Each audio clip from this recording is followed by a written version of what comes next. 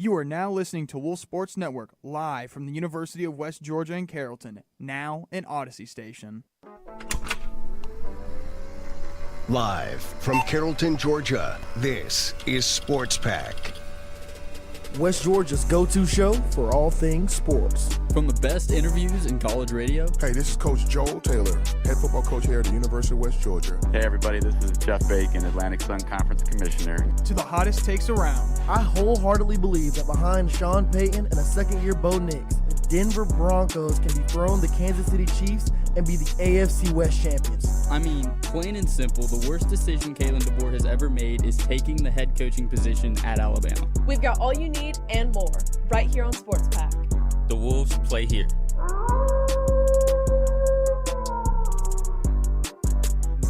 What is up, everybody?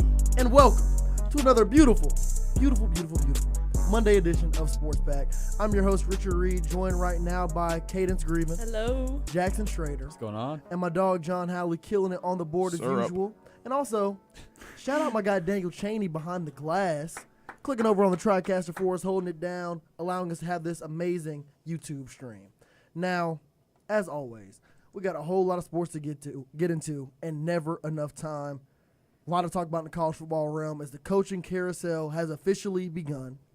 Had a pretty wild NFL weekend that might have answered a few questions that a lot of NFL fans may have had going into it. Not as Falcons fans, per se, kind of left us with more questions, but nonetheless, a lot to talk about. World Series moves on.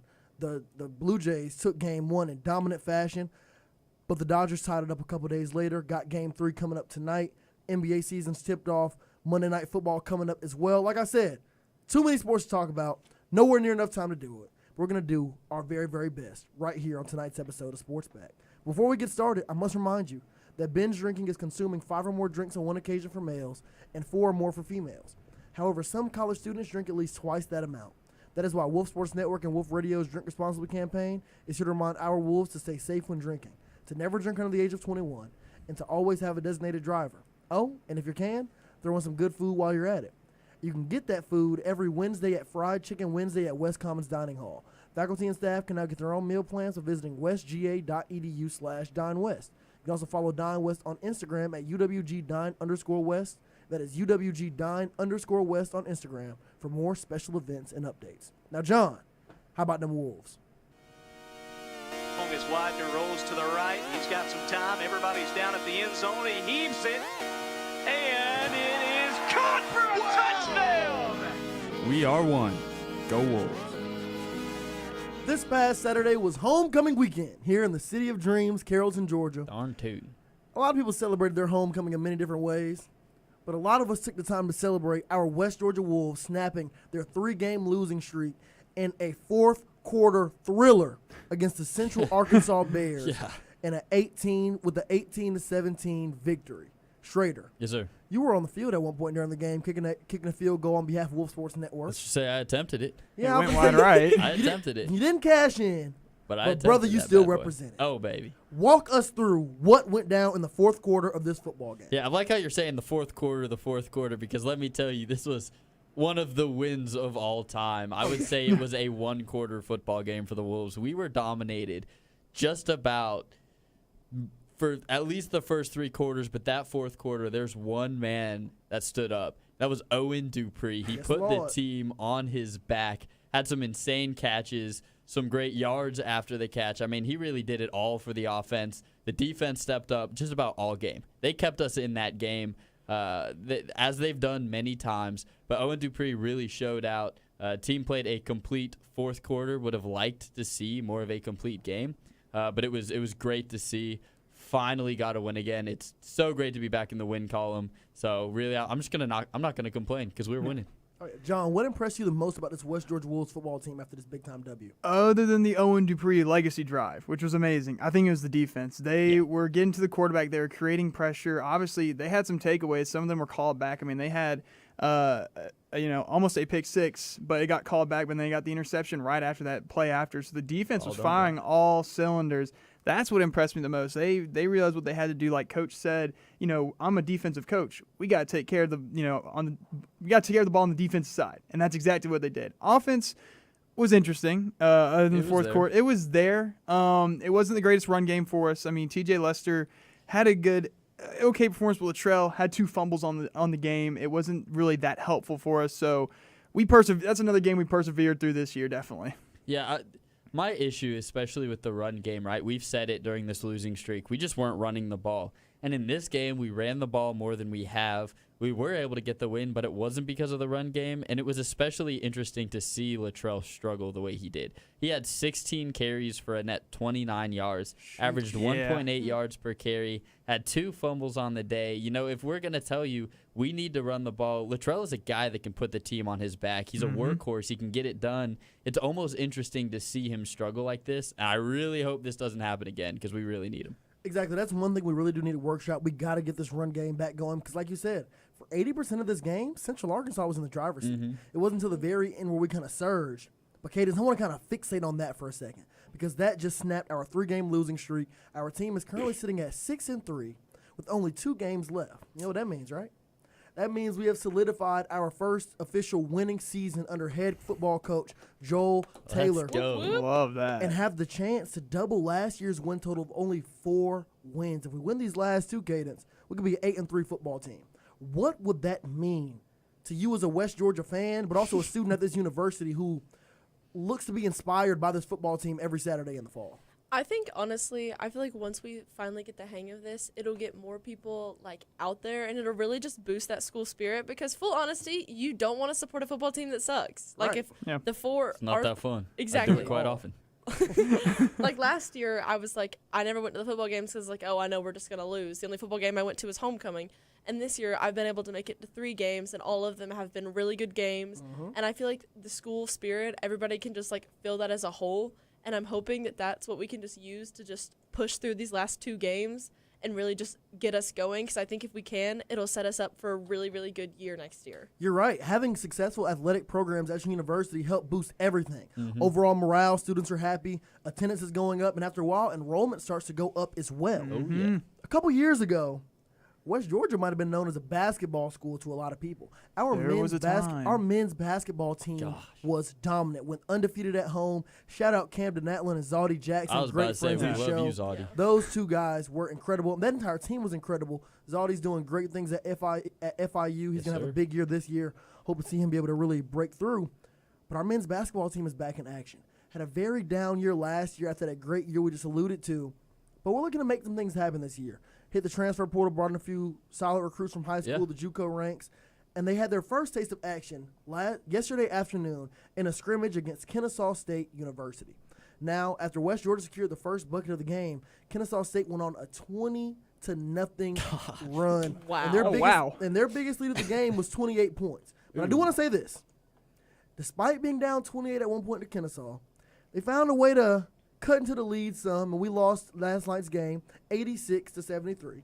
So when you go down 28 at one point, Well, that's fine. exactly, Yeah. 86-73 really That's isn't fine. that bad at all. Exactly. And Kennesaw State is a team that's looking to represent Hey. Conference USA and be in the NCAA Division I tournament this year. I mean, that's the land of the scrappy, dude. Exactly. We're just fine. And Kennesaw State is a real deal basketball school. Their football program's surging as well. They play another Tuesday night game. They've been dominant after their loss to Indiana. Their football team looks great. But Kennesaw State's basketball team was in the tournament a couple years ago. Had a solid year last year where they were on the brink of making it. And this year's team has very high expectations. So the fact that our team battled back from down 28 to only lose by 13 points to this very talented Kennesaw squad is giving me a lot of confidence moving forward. Our women's and men's basketball teams will both tip off their seasons on November 3rd. Our women's team against the Oregon Ducks and our men's team against the Nebraska Cornhuskers. We traveling, baby. Wow. Good basketball team. It's going to be a hell of a season, but I cannot wait for it. Now, Cadence, walk us through this past weekend for our UWG soccer team, who was also in action on this homecoming Saturday. Yes, I was going to say, they played the University of North Florida on Saturday, and they ended up equalizing, and it was a 1-1 draw, which actually qualified our soccer team for the ASUN conference this year. Hallelujah. So that's huge for them, especially because compared to last season, the soccer team has also been doing significantly better. I would say that there are some things that we are still lacking, but compared to our losses last year, I feel like this year you can definitely see the progress and the focus and just everybody like feeling that like Division I, and it's kind of just like we're actually stepping up and being able to compete at the Division I level. Exactly, you're right. Starting to hit a few of these milestones to help build confidence for these girls that are already on the team, and also show incoming potential recruits and transfers that this is a program that, yes, has been down for a few years, but is starting to take steps in the right direction. And like you said, one big step is making the ASUN conference tournament at the end of the year. Who's to say what's going to happen in that tournament? But the fact that our girls are able to continue to rally despite being down for majority of the season and making this tournament, that's a big deal. I agree. Now, walk us through volleyball as well, because they also had a few games this weekend, right? So, yeah, I was going to say volleyball also lost. Volleyball lost to Queens, 3-0. And they also lost to Lipscomb. I think that's how you say it. Yes, 3-0. Lipscomb. And it's just, I just don't know about volleyball. I don't know if we're just not clicking or just what it is across the board, or if it's just we're not mentally at that D1 level yet still, even if it is our second year. But we are on a how many game lose streak? A little bit. We're just gonna say a couple months, something like that. Give me a second to count. 1, 2, 3, 4, 5, 6, 7, 8. A month and a half 9, losing 10, streak. 11 match losing streak. Ooh. Yeah, we are on an 11 match losing streak, and I don't know if it's a team consensus or what it is, but these girls are going out there and playing hard, but something is just not clicking. Yeah, I've been to a couple of the home games, and what I've seen is just that seems the other teams we play are just a little bit better. And not to say that, like, we're bad, but they hit the ball harder. They're able to get to the ball quicker. It just seems like they're a little more skilled than we are. I mean, which would make sense. If Yeah, we when you're 2-21, I think the other teams are a little bit better. Yeah, but it's, just, Yeah. it's evident. Like, you can tell that there's that little bit of a skill gap, which I know we'll fix eventually because it takes time to adjust to the D1 level. But 11 games, man, that's a long time. That's rough. Yeah. It'd be nice to fix that against Edson. But let me Yeah. tell you this. This Friday, Ooh. October 31st, and what we've hyped was a very spooky matchup against the Stetson University Hatters. Something's going to change, John. Oh, no. Be afraid, Oh, gosh. What is it, man? because the Coliseum is going to be on fire. Oh, Whoa. fire. Whoa. I'm hearing No. the PA announcer that's going to be behind that desk. Who is is it? going to find a way to rally, to really get the people going and light a fire under these girls they have not had under them all season. Wow. So in order to What? find out who that person's going to be, Who? make sure your butt is in a seat in the Coliseum. Who could it be? This Friday, October 31st. Yes, sir. At 6 p.m. in our very I'll fit it into my very tight spooky schedule. matchup against the Stetson University You're scaring me. Hatters. Now, that's all the time we got for UWG right now. We're going to take a quick ad break. But don't you move, because when we get back, we're diving into this college football Saturday, talking about this crazy coaching carousel, and we're going to talk some World Series as well. Don't hit that dial. This is Sports Pack on Wolf Sports Network. Stay locked. You're listening to Sports Pack right here on Wolf Sports Network. The Wolves play here. Join Wolf Sports Network as we present our fourth tailgate of the season on October 25th. Breaking down the game between the Central Arkansas Bears and your West Georgia Wolves. And other matchups from across the college football world. The action starts at noon, only on Wolf Sports Network. Tailgate sponsored by Campus Services and Westwood Apartments. Campus Services, from dining, parking, IDs, or mail, visit the Momentum Center, Westwood's Apartments. 100% student living, flat rate utilities, no hidden fees. Wolf Sports Network is back and will feature 3 live shows this fall. On Mondays and Thursdays at 6, Sports Pack has you covered with all breaking sports news at the University of West Georgia and the entire sports landscape.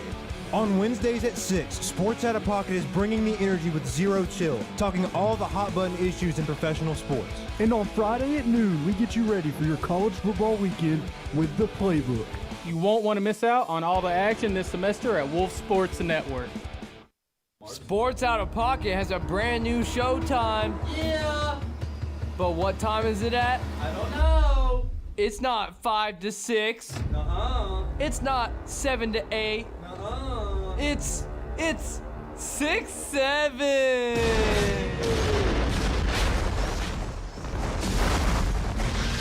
Wolf Sports Network.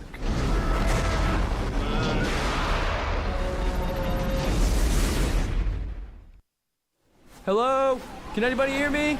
I can't see anything. It's like a snowstorm out here. JT, I need your help. What? Who goes there? I'm the ghost of Out of Pocket Past. Nah, bro. I don't mess with ghosts. But I need a sports fan that has zero chill. Well, now that you mentioned that, this is going to be Out of Pocket. Tune in to Season 6 of Sports Out of Pocket, Zero Chill. Wednesdays at 6 on Wolf Sports Network. Because of Westwood's Apartments, Wolf Sports Network can continue the success and experiential learning we need for our careers. Did you know that at Westwood's Apartments, all utilities are included in the rent? Flat rate pricing and costs are located at livewestwoods.com. That is livewestwoods.com. Wolf Radio and Wolf Sports Network are proud to help reduce the 21% of adults with low literacy skills. We are collecting new and gently used books for every UWG pre-K student monthly.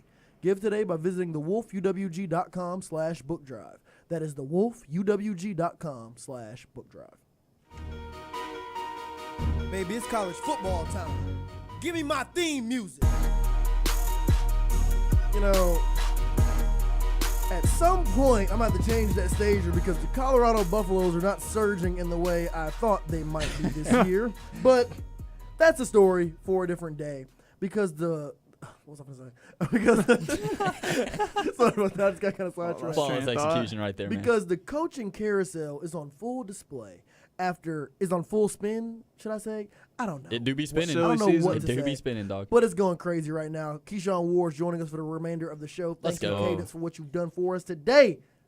The third-ranked team in the nation, the Texas A&M Aggies, recently went on the road to Death Valley to take on the LSU Tigers.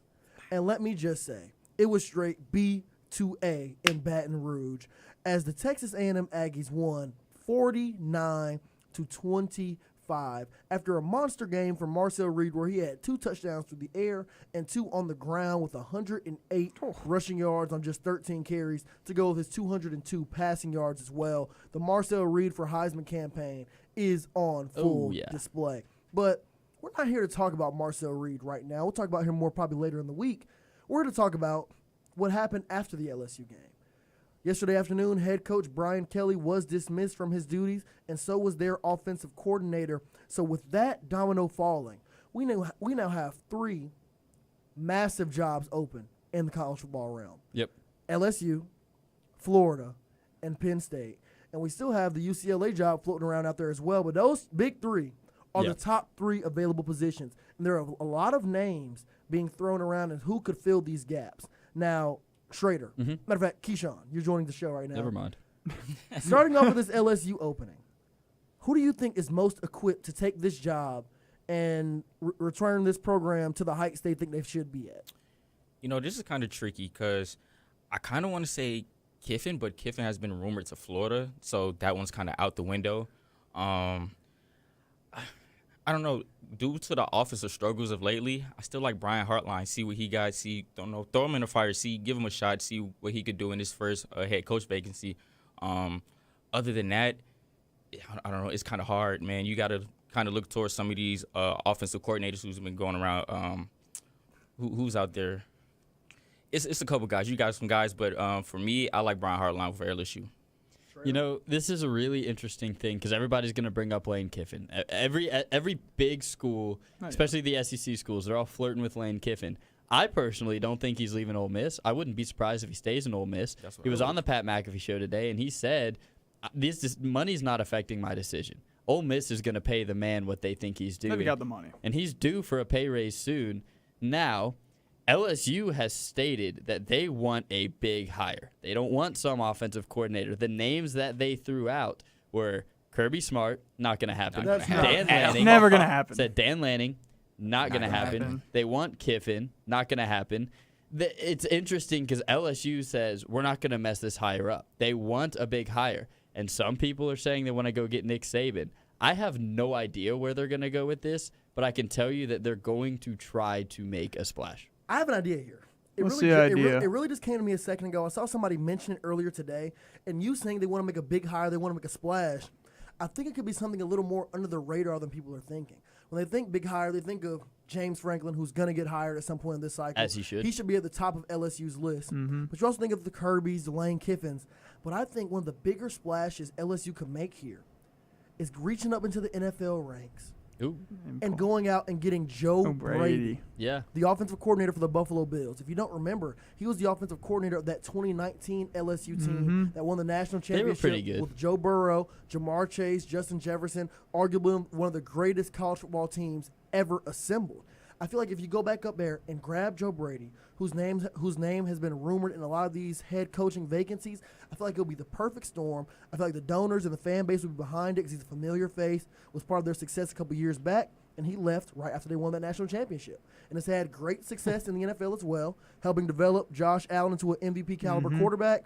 I feel like Joe Brady will be a match remade in heaven in Baton Rouge, bringing him back and letting him be the head man for the LSU Tigers, John. Yeah, I mean, I like that right there because, he was already there, so he knows what it's like to be at LSU, and you can plug him in. But honestly, from what I've read, I've also seen John Summerall, the Tulane's head coach, pop up in there. He was He's a hot name. Yes, he's in the mix for Auburn if they decide to fire Hugh Freeze, which they should. They will. But honestly, he was an SEC linebacker, so he knows how this SEC world works. And when he was at Troy, he was 23-4. Now he's at Tulane. He's 15-6. He's a heck of a head coach. He's got that program on its feet, up and running. So that wouldn't be a bad coaching hire in my decision to make. Plus, you don't have to pay a huge price tag. You give him that time, let him establish what to do, what he needs to do for LSU or for an SEC school.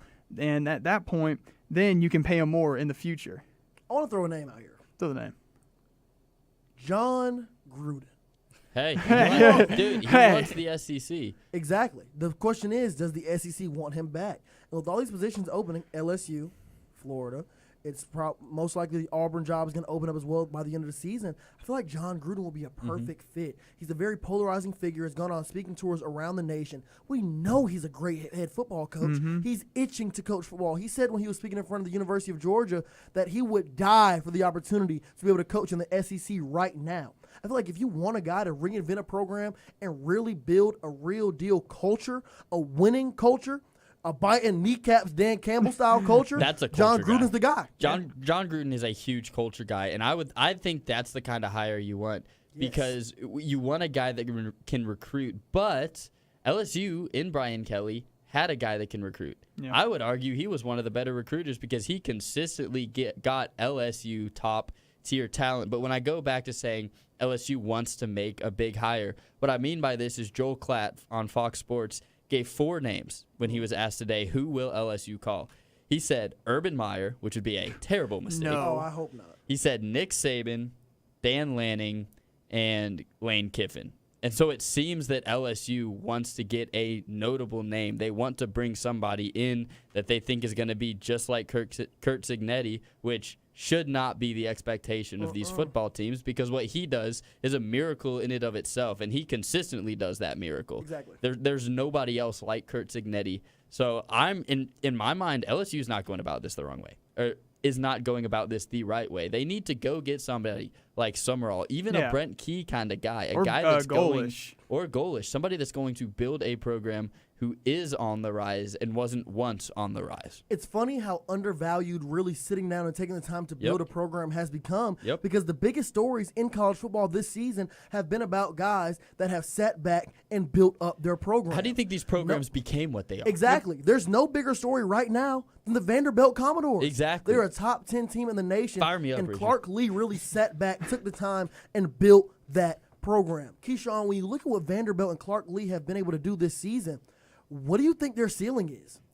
Honestly, I mean, if they keep playing the way they are now, I mean, they're going to be in Atlanta in the SEC championship. I mean, they're looking really good. They're riding high on confidence right now and momentum. I mean, they're knocking teams off left and right. Even the ranked teams, they're getting them going. So, I mean, honestly, what he's doing over there, I mean, it's pretty big. It's a statement season, and hopefully they can push this momentum forward going forward and recruit some of these big guys so that way the SEC could kind of level out in this playing field. Schrader, I was watching a video on Twitter earlier today, and I know what you're thinking. Twitter is not that reliable of a source, Richard, but it was Diego Pavia talking to Shannon Sharp in a clip of the Nightcap on Twitter. Yeah. So in watching that, Diego Pavia was saying at the beginning of this season, they will have recruits come into town for game days, and there might be like 15, maybe 20 recruits. But as of right now, Diego Pavia said they have had over 100 recruits on campus, and even big-time 5-star Georgia commits like Jarrett Curtis all of a sudden scheduling visits to go out to Nash Vegas and visit the Commodores. So, Schrader, when looking at this team, this upcoming week they have a big-time test against the 20th team in the nation, the Texas Longhorns. I know it might not seem like the biggest test because Texas has been waning. Surviving. But for Vanderbilt going on the road to Austin to take on the Longhorns, that's going to be a big matchup no matter what. Yeah, this game for Vanderbilt it's massive because they've had huge wins, but they've all been at home, right? That Missouri win was massive, but it was at home, and this is a huge road test. Texas at home, that's one of the hardest places to play, if not the hardest place to play in college football. And if Vanderbilt wins this game in Austin, book them for the SEC championship. And I think they might have a shot to win that thing because they have been playing with a fire, a swagger. Like they made these nerds fun. And if you can make a school like Vanderbilt fun, you can do anything. But this game is huge. And for both teams, right? Because Texas is starting to all of a sudden, they got to prove themselves. They've survived against two mediocre SEC teams, surviving against Kentucky and being bailed out by Mississippi State's tragic play calling when the game is on the line, which we've seen 2 weeks in a row. It's a huge game. This is a must-watch game for sure. And when watching this game, you have to think about it. Because a lot of people are saying, well, like Keyshawn just said, their ceiling is the SEC championship berth. No, it's not.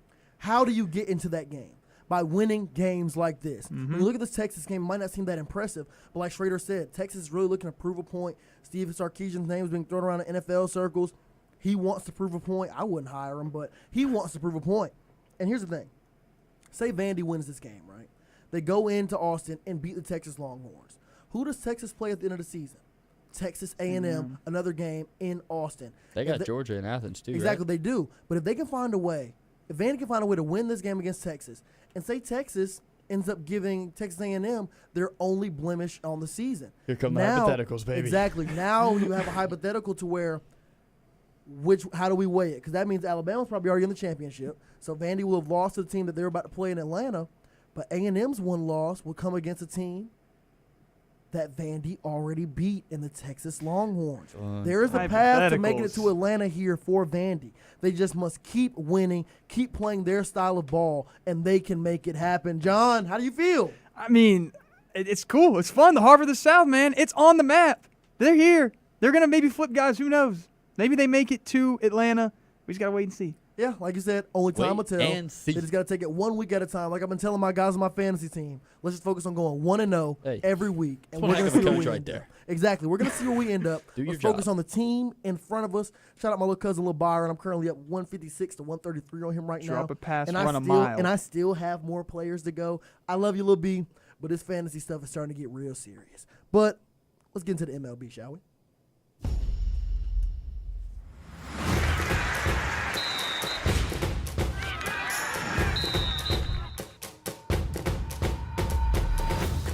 Man. It has been a very, very exciting first two games of I almost said the College World Series, of the World Series. Game one. Early, Richard. Game one. The Toronto Blue Jays win in and beat the Dodgers 11-4 in dominant fashion, doing exactly what we said we needed to do. Go out and steal a game early. What happened game two? The Dodgers pitching staff showed up. Yamamoto showed up. That's the only one that did it. Yamamoto's ridiculous. Look at the distance. It was the first person to pitch a 10 strikeout complete game with no walks since Sammy Koufax in the 60s. Goodness. Dude, my brain works well enough to remember when Yamamoto made his debut and everybody was trying to sell all their stock on him immediately. But look, what has he become? A real deal top-tier ace in the MLB. He's incredible. Yeah. But then, now we got game three, Schrader. Yep. We got the Blue Jays on the road in L.A., taking on the Dodgers tonight at 8 p.m. What do you expect to see from this game tonight? You know, I worded that kind of weird. What do you expect? The suspense was building. This game is going to be a statement for the winner. But given the two games that we've had, right? We said that Toronto was going to have to steal a game. I'm pretty sure they bought game one with cash. Man, that was a dominant performance. With all the gambling things going on right now, I don't think we can say that. Oh, yeah. I don't know if we can say that. Chauncey Billups might call into the show on Thursday. FBI's listening. Nah, but allegedly. I mean, we've seen two dominant performances from each team, but now Toronto's got to go play in LA. And Dodger Stadium in October is a spectacle. That place is going to be rowdy. It's a historic stadium. Both these teams are playing good ball. So, honestly, I got no clue who's going to win it. It's baseball. It's an any given day sport. Yep. But it's a statement win. And I think the winner of this Game 3 not only takes control of the series, but eventually takes the series. Yeah, I'm at the agreement with everything he just said. I mean, for both teams, both had strong outings in their wins. So for this game, I can't really decide who's going to win it because, if we look at the game from Game 2, it kind of looked like a pitcher's game up until that 7th inning, and then the Dodgers kind of just separated from there. So, if they want to win, they're going to have to do that, but it's going to have to be a little earlier. And then that, like you said earlier, that legendary 6th inning by the Blue Jays, they're going to have that tear going on throughout the entire 9 innings. So, this is really a tough game. Like you said, they're going in L.A. this time. So, hopefully it's a little different turnout for the Dodgers with this one. But, it's kind of up in the air with this. I don't really know who to decide. If Toronto wins this series, I think that it wins this game. I think that they are going to be able to win this series with ease. I agree with you 100%. If Toronto, this game is crucial for Toronto. Yes. If they find a way to get this done, I feel like it will give them the confidence to really power through and really probably win this whole thing. I agree. It's going to be incredible, and I'm praying on my knees that the Toronto Blue Jays win this game and the series for 2 reasons. One, new blood in the MLB. I would love to see this happen. And second, every time a team from Toronto wins a big-time championship, Drake drops an impromptu mixtape. And when he did it for the Raptors, we got songs like Money in the Grave with him and Rick Ross, and I need him to run that back. Oh, my gosh. I'm telling Blue Jays to win. I have priorities. my priorities are in order. One of those priorities is tonight's game with the Atlanta Hawks facing off against going on the road, to face off against the 2-0 Chicago Bulls. The Hawks are currently favored in this game and trying to piece together a season here. We're currently sitting at 1-2, had some high expectations early on. Lost to the Raptors game 1, in what was a very disappointing game. Then bounced back against a very talented Orlando Magic team, 111-107, and then had a pretty close battle and a 117-100 loss to the Oklahoma City Thunder. So this Hawks team has been back and forth. Schroeder, you looked at me like that because the score didn't seem close. Yeah, but it was close. I didn't watch the game. So. It was close until the fourth quarter, and the Thunder kind of flexed their muscles a little bit. But nonetheless, this Hawks team has been kind of back and forth early this season, really trying to get their footing. But Keyshawn, I believe, man. What they're going to have to do is they're going to get that offense up. They're bottom ranked in almost every category as far as the major ones, the points, field goal, 3-point percentage, and free throw rates. So, like I've been stressing all season, Trae Young is going to have to get it going, man. He's been struggling all season. Up until this point, he's shooting under 40%. He's going like 5 for 15 every game, 1 for 6 from 3. So, he's going to have to step up big. They're also facing injuries. Kristaps Porzingis is out. Yep. Their first-round pick from last year, he's been out. So, it hasn't been a great starting for the Hawks, but, things will pick up. It's a long 82-game season, so, it's still too early to kind of sell your stocks on them. I still have them riding high. Yeah, to say it's a long season is that's perfect. Right, because understatement. No, I'm not necessarily a Hawks fan. I'm a Heat fan. Statement win against the Knicks at home. Just going to say it. Great home opener. But the Hawks have a lot of new guys.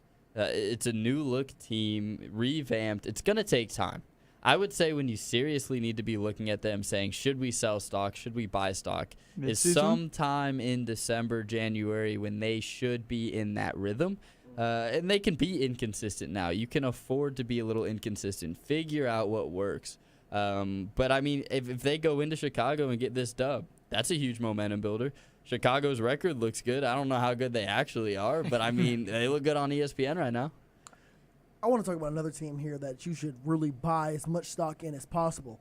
The San Antonio Spurs. Got a freaking alien on the court, dog. Through 3 games, they are as hot as any team in basketball, led by their center, Victor Wembanyama, who through the first 3 games of the season has averaged, and I quote, 33.3 points per game, 13.3 rebounds, and 6 blocks through the first 3 games That's of when you're supposed the to season. say assists, Richard. No, 6 blocks. Yeah, only that's the stat line. Only 2 assists, but 6 blocks. You don't need to pass the ball when you're doing that. Dude, Victor Wembanyama has been incredible. That's wild. Number 1 overall pick in the 2023 draft. So far, is living up to the hype. He is a monster, but it's not just him on this team. They have one of the more underrated young shooting guards in all of the NBA, and Stephon Castle on this team as well. Excuse me. A couple nights ago, on one of the pregame shows, they were saying, who do you think will be one of the next guys to really take that step forward and be a first-time All-Star this season? I think it's Stephon Castle. Yeah. He's going to be an unsung hero of this Spurs team because everyone is going to sing Wembanyama's praises, deservedly so. But right there next to him, his Robin is Stephon Castle. He is incredible, and he's going to continue to grow into one of the better two-way players in all of basketball. And also, do not sleep on Dylan Harper, their first-round pick from this past cycle, from this draft class. He's a super talented player out of Rutgers. I know, Rutgers, right? Yeah, but he's a dog. He's like that. Him and Ace. Big East, baby. Exactly. Him and Ace. No, it's not the Big East. Rutgers in the Big Ten. Yeah. You're right. They were in the Big East. They might as well be a Big East school, though, because they're pretty irrelevant in the Big Ten, which is why I kind of dissed them the way I did. But Dylan Harper for the Spurs and Ace Bailey, his old running mate from Rutgers, is currently on the Utah Jazz. Those are two guys to keep your eye on. But like I said, do not sleep on this Spurs team. They're going to be one of the best teams in basketball, not just this season, but for years to come. Now, if you like what we do here at Wolf Sports Network and want to show us support, first and foremost, follow us on Instagram at Wolf Sports Network. Subscribe to us on YouTube at Wolf Sports Network as well.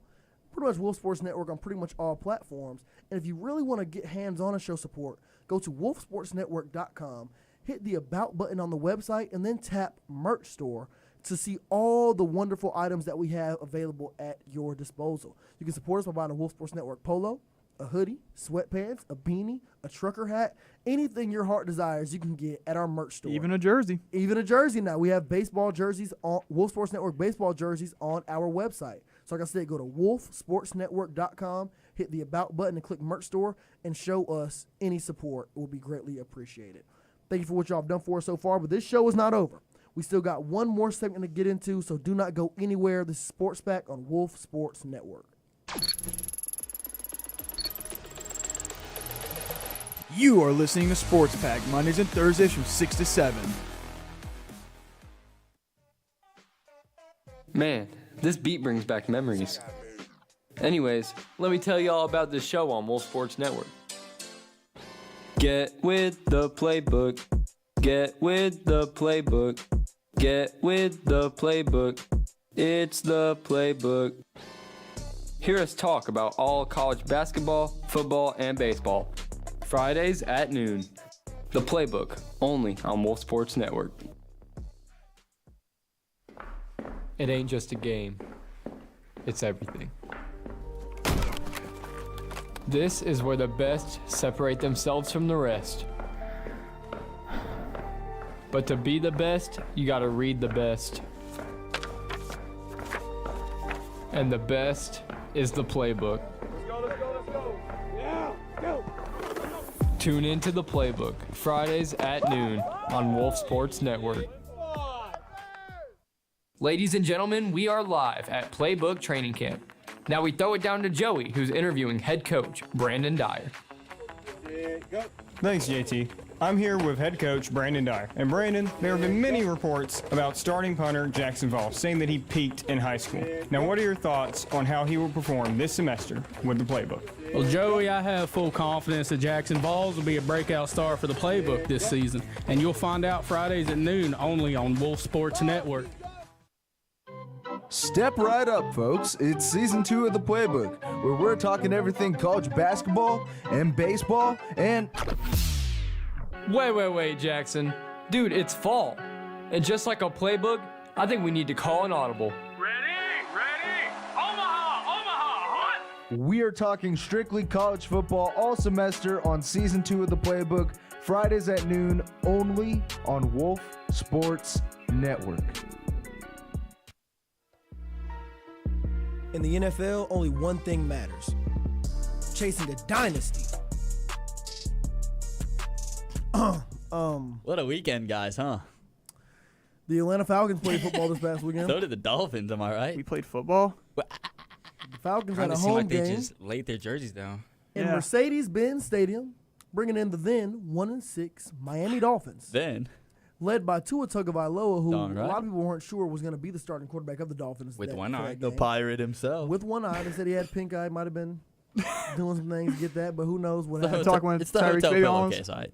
But Schrader, tell us what happened in this game, man. Oh, man, it was a great game. From start to finish, the Miami Dolphins rose up to the occasion in Mercedes-Benz Stadium and did everything that everyone said that we could not do. Let me tell you, all I heard all week, and honestly what I said was all the Falcons have to do is run the ball. It's the worst run defense in the NFL.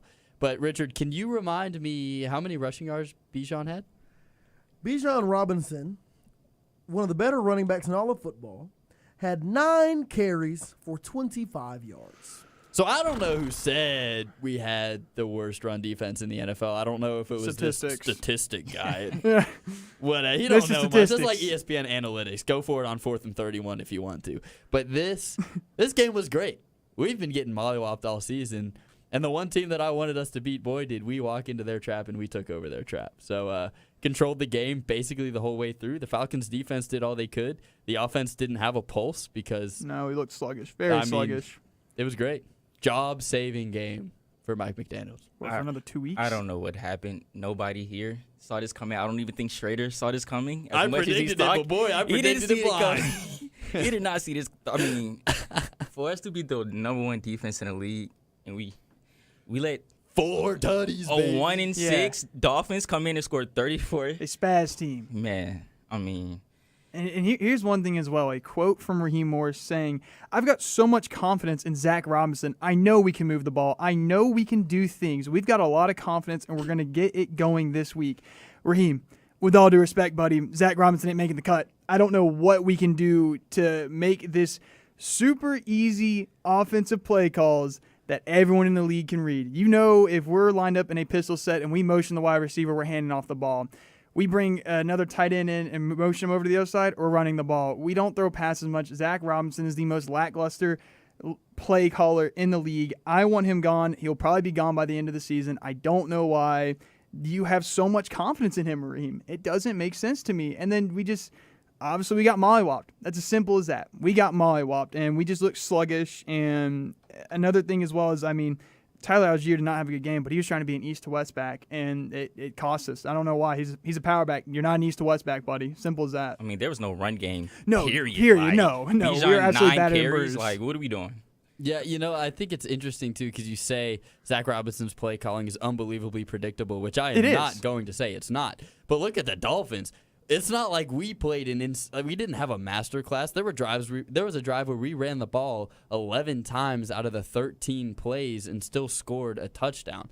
It's just whether the team can execute a game plan like that. And I think the Dolphins were just able.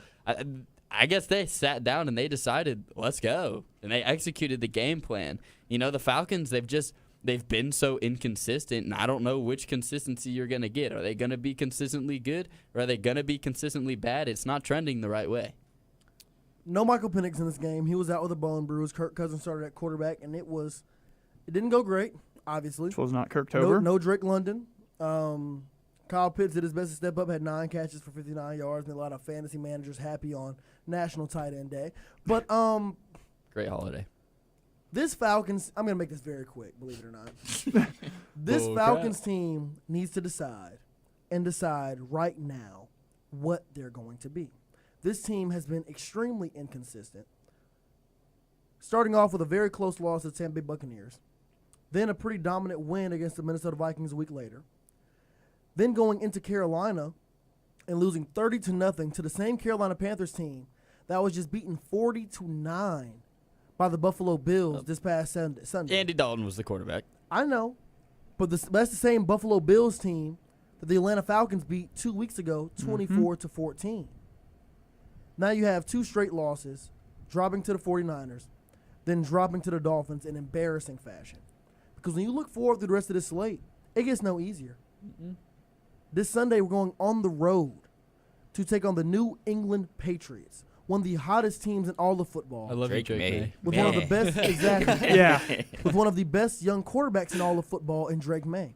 This is a team that can be beaten. They don't have crazy receiver talent, but Drake May and those guys are not going to go out there and beat themselves. Then that next week, You're going overseas to Germany to take on probably the hottest team in all of football in the Indianapolis Colts. The Falcons could very well be 3-6 at the end of this 2-game stretch. Outright embarrassing. Then have another matchup with the Carolina Panthers right after they get back from across the pond, against the Colts. So it's going to be a very interesting next few weeks for this Falcons team. I'm interested to see how Raheem Morris responds to this. A lot of people are kind of doubting Raheem Morris's abilities as a head coach. I was listening to 92.9 earlier. Oh, Shout out the guys on there. We got a lot of great alumni doing great work. One of the guys on 92.9 straight up said it. What does Raheem Morris do on game days? And there was a 35-second pause before there was an answer given. Gosh. And even then, a straightforward answer was not given. Because I'm not sure what's going on in Atlanta right now. This team is so up and down. I'd rather just commit to either being good or bad, because this Falcons team has been nothing short of a disappointment week in and week out. And quite frankly, I can't take much more of it. But I did just mention another team that has been very consistent week in and week out. Yep. Team that the Atlanta Falcons are going to play against in Germany 2 weeks from now. The 7-1 Indianapolis Colts. Who would have thought? Arguably the best team in all of football. Yep. Shout out my guy Riley right here at the radio station, a diehard Colts fan. This is our Colts. This is our team. We bleed blue. We bleed blue, brother. This team has been balling. Indiana Jones, or Daniel Jones as Giants fans know him, this past Sunday against the Titans, 21 for 29, 272 yards, and 3 touchdowns. But he was not the story of the game. The probable MVP front runner, Jonathan Taylor, had only 12 carries. That's not many. But 153 yards How many on the touchdowns? ground. Well, that's a little more. And 2 rushing touchdowns. How about it? But then went ahead and had 2 catches for 21 yards. I like that. And 1 touchdown through the air. Jonathan Taylor is probably the best offensive weapon in all of football right now. He has 143 carries on the season, 850 yards, and 12, count 'em, 12 rushing touchdowns. Goodness. Through only 8 games. Yeah. So Jonathan Taylor is on a historic. He's on a historic pace. Yep. Right now, and I believe it was either last year or the year before when Saquon Barkley had an unreal year. It was last year. Yeah. And everybody was saying if Saquon doesn't win the MVP, then a skill position's never going to win it again. Jonathan Taylor having 14 total touchdowns on week 8. Yep. That Saquon Barkley had 15 all season. Yep. Jonathan Taylor is doing something that we have not seen in a long time, and I'm glad people are finally bringing it up. Jonathan Taylor has been a dog for the Indiana Colts for as long Indianapolis Colts for as long as he's been there. I mean, he was doing this junk at Wisconsin. Yep. He's been unreal for as long as he's had a football in his hands, and finally getting the recognition. This Colts team is doing everything right. Daniel Jones needs an apology from New York, Indiana and Jones, honestly, baby. from the world, because everybody laughed when they started him over Anthony Richardson, and now it seems like the smartest decision the Indianapolis Colts have ever made. And I'm shocked that the Colts are this good. They continue to be this good. They're taking care of business, and I don't see them slowing down. Neither do I. Keyshawn?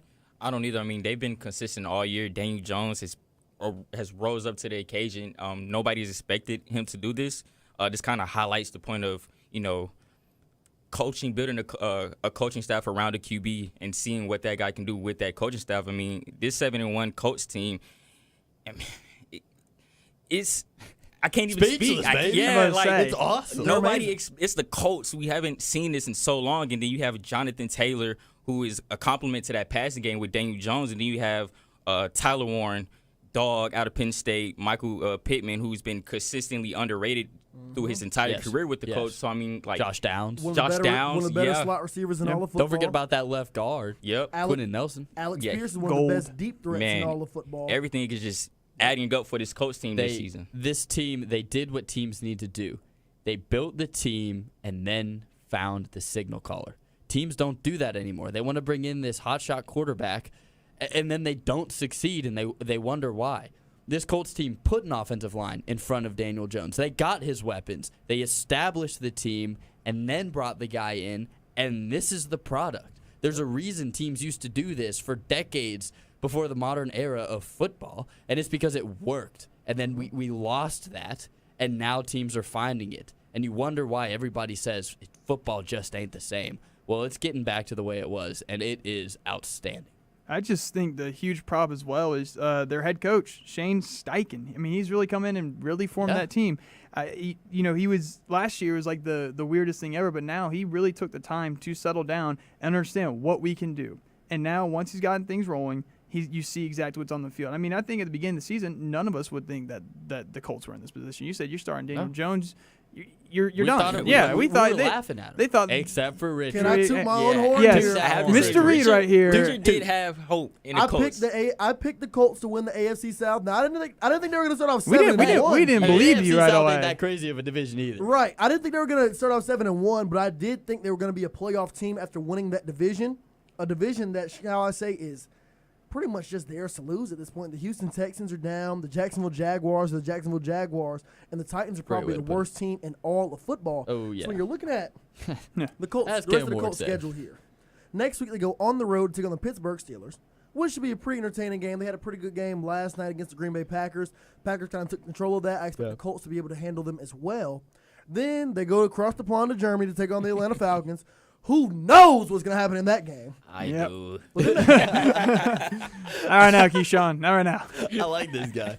But then don't give me that look, bro. But then that next week. See, it's scary, ain't it? But then that next week, they go to Arrowhead Stadium to take on the Kansas City Chiefs. And I was listening to the Scott Van Pelt show late last night after the Sunday night football game. Love SVP and the guys. I love what they do. He's like one of my heroes in this whole sports media thing. But Kyle Brandt from Good Morning Football was on the show, and he said he put the NFL on notice.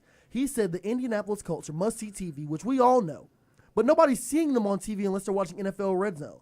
This game against the Chiefs needs to be flexed. People need to see the Indianapolis Colts. They need to find a way to make this a prime-time matchup between two teams that could easily represent the AFC in the Super Bowl this year. Put Daniel Jones and Jonathan Taylor on the big stage because these are two of the best players in all of football right now. Jonathan Taylor for MVP. I'm calling it right now. The Colts are incredible. That's one happy You're fantasy a smart manager. Man, Richard Reed. Shout out Kyle Brennan, SVP. They kind of gave me the idea. That's okay. But we got some Monday Night Football to get into as well. With the team that I just mentioned, the Kansas City Chiefs, taking on, excuse me. I'm trying to see if this is a home or away game. It's in Arrowhead. In Arrowhead? Yes, sir. Okay, so you're right. They have the battered and bruised Washington Commanders coming into Arrowhead Stadium to take on the Kansas City Chiefs. A game that in the preseason seemed like the perfect game to have on Monday Night Football. But right now with Marcus Mariota coming out as starting quarterback, I'm not sure if Terry McLaurin is back for the Commanders or not. As of right now, it's looking like he's still listed as questionable. I'm not sure. But nonetheless, we got a big-time Monday Night Football matchup. A battered and bruised Commanders team looking to get back in the win column after a very disappointing loss to the Dallas Cowboys. John, before we get into our picks, please remind the people of our policy. Sports Pack and Wolf Sports Network are not liable for any financial losses that may occur due to using our picks outside of the show. These are just our opinions. Don't blame us. Blame the players. Now that we've crossed our T's and dotted our I's, Keyshawn, when looking at this game, what do the Commanders need to do to go into Arrowhead and upset this currently surging Kansas City Chiefs team? Honestly, limit that pass game. I mean, the Commanders, they're ranked as low as the worst in passing yards allowed in the entire league, and then you have to face a team like the Chiefs. We know who Patrick Mahomes is. He's just now getting his receiving quarterback. I mean, they looked good last game. They're definitely going to – I could see them dominating against, like you said, a battered and bruised Commanders team, and that's why I have the Chiefs winning this one because that Commanders team is not healthy. They're missing their quarterback. We don't know if Terry McLaurin's coming back or not. I honestly don't know when he's coming back. Debo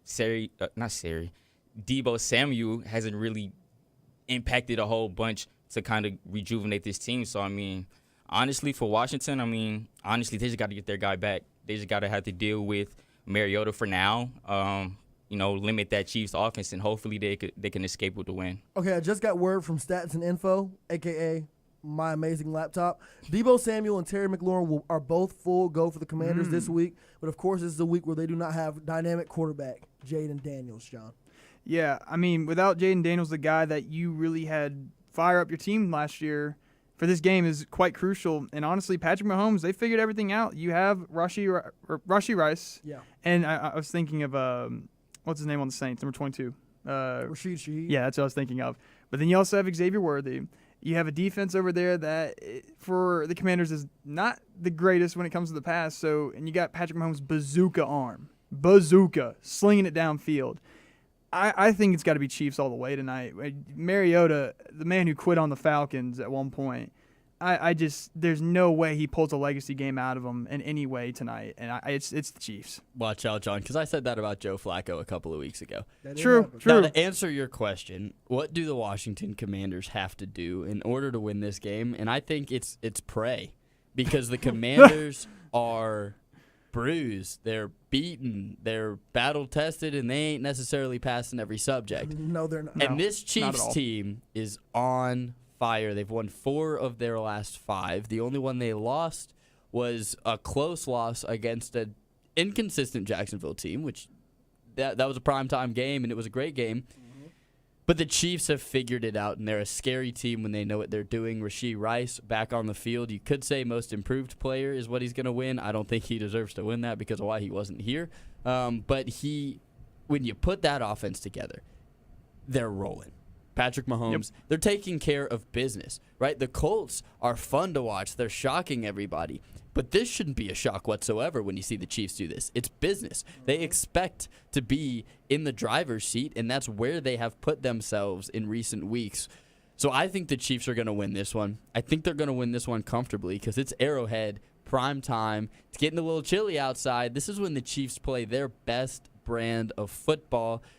Plain and simple, I think it's the Chiefs. I think it's a comfortable win. Might be close for a half, but I don't see it ending close whatsoever. Now, also, I have had a terrible year in predicting games. No matter how much I sound like I'm confident, trust me, I am not. The Dolphins are the only team that made me right this year, and that, I think, speaks for itself. Schrader, you know what? Hopefully this will give you some extra confidence. I sure hope so. I am backing you. I am backing you 100% with this pick. I think if Jaden Daniels was playing in this game, he brings a dynamic that will really help this Washington Commanders offense. Oh, yeah. It's just something about when he is on that football field, even without all his weapons, but especially with Terry McLaurin and Deebo Samuel together, he just brings another level, another gear out of this entire football team. A whole new dimension. He's just a polarizing figure at the quarterback position, but he's not playing. Marcus Mariota is. We've seen sparks from Mariota over the past few years, but I don't think he's going to have enough left in the tank to beat this dominant Chiefs team. Like you said, they're putting it all together at the right time. Rashee is back in this receiver room. He could very well win Comeback Player of the Year. I understand your gripe, which is why he probably shouldn't win it. But either way, he's a straight-up baller. I believe a top 10 wide receiver, in all of football when healthy. Paired up with Marquise Hollywood Brown, Patrick Mahomes, I think Brashard Smith is going to become one of the better running backs we've seen on this Chiefs team over the next few weeks. He's extremely dynamic. Dog out of SMU. Still got Travis Kelce. Look at that defense. Do I even need to keep listing all the great players on this Chiefs team? I think coached by Andy Reid and Steve Spagnuolo. Oh, yeah. Don't forget about those guys. The current dynasty being built in the NFL right now, they are the blueprint of a successful team in this league. And I think they're going to show us why tonight. In a game that could start off close in the first quarter, but I think the Chiefs are going to put their foot on the gas and pull away and remind everyone that, the Colts look good right now, but the Super Bowl still has to come through Arrowhead Stadium in Kansas City, Missouri. Yeah. Now, that is all the time we have for Sports Pack tonight. I want to thank you all for tuning in and rocking out with us. We'll be right back here on Thursday, same bat time, same bat channel, bringing you all things you need to survive this upcoming weekend in the sports world. Hopefully, we'll see you there. And also, don't forget, we do call-ins. So if you're interested, reach out to one of us around the horn. Or hit us up on Instagram at Wolf Sports Network. DM us, let us know that you're interested, and we'll let you know what to do to get you in on the action, voicing your opinion. Hopefully we'll see you there. This is Sports Pack on Wolf Sports Network. See you Thursday.